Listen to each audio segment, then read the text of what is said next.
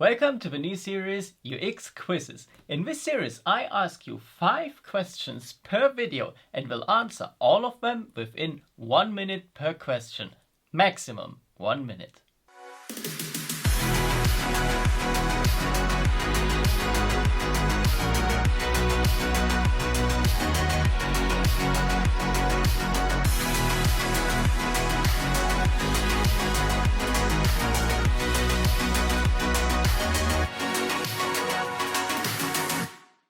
Hello and welcome back everyone to today's video, and today we do something differently because you need to grab some paper and a pen so you can write down the answers to the questions, to the 5 questions that I will ask you in today's video. All the questions that I will ask you today are questions that are related to the topics I have spoken about in the previous videos, so you should know the answers. No time to lose, let's start with question number 1. Which is actually a pretty obvious question, because it is, what is UX design? I will give you like 5 seconds to think about it and to write down your notes. You can also pause the video obviously, and then I will explain you the answer.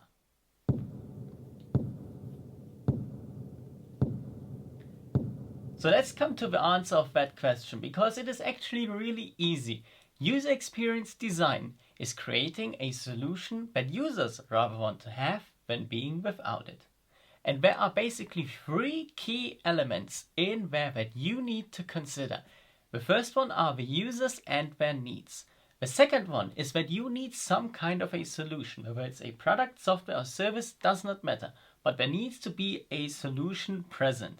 And the third aspect that you need to consider within the definition is that the users must have an emotional connection with your solution. So they need to love it, they want to have it, and that emotional connection and the joy that your users have is the third element that you need to consider. Let's move on to question number 2, which is, what is the difference between user interface and user experience?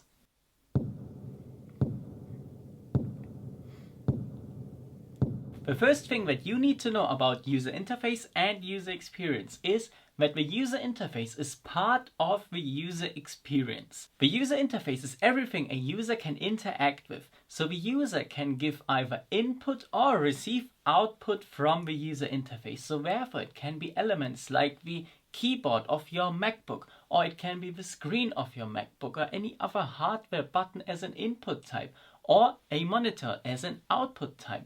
And all of that is part of the user interface. And therefore, how this setup is made is part of the user experience. And the user experience is everything what a user feels before, while, or after using your solution. Moving on to question number 3. What is the UX workflow?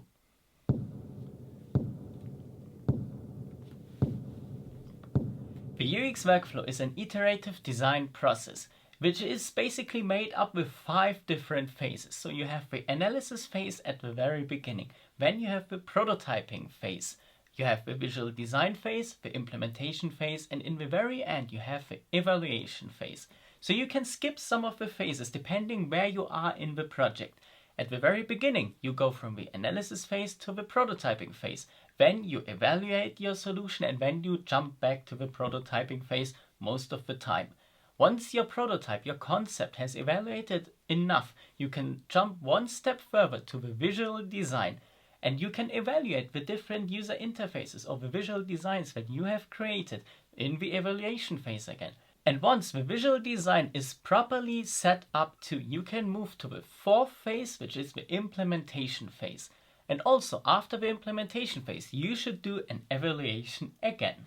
Moving on to the second last question of today, question number 4, which is, why is it important to involve the users from the very beginning on to the very end of the project?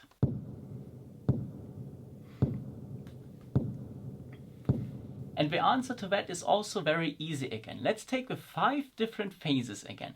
During the analysis phase, it's important to involve the users because you can get some insights into their needs, their wishes, and every pain point they have with one of the current solutions. During the prototyping phase, you can give the users a chance to actually do a participatory design, which means that you involve them during the creation process. but you can also let your users give you feedback on the concept you have created with your prototype. During the visual design phase, you can obviously get feedback from the users whether the visual design you created is a good one or whether it is not usable from the users. During the implementation phase, you can also again get feedback from the users and you can see whether the implemented solution still fits their needs, and you can also check things like the performance of your solution, whether this one also matches what the users expect. And of course you have the evaluation phase where the users actually give you some really good detailed information whether the solution you have created fits their needs and wishes. Let's come to the fifth and the last question of the first UX quiz, and that one is: what characteristics does a good UX designer need?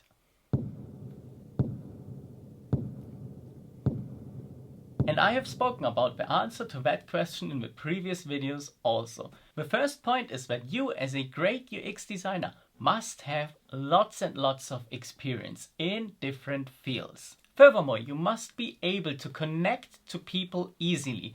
You must be able to get their trust instantly so you can get some honest input during the analysis phase, for example. And of course, what you must not do is take things personally. When you get feedback on one of the solutions that you have created and it is negative feedback that you can use to make the solution even better, you must not take that personally. And the third point I have just spoken about results in the fourth point, which is that every UX designer must be able to keep his or her own opinion in the background and only focuses on creating the best solution possible based on the input he or she received from the users. So tell me, how many of those questions did you answer correctly, or did you come up with some completely different answers to the questions? I'm looking forward to your comments down in the comment section below.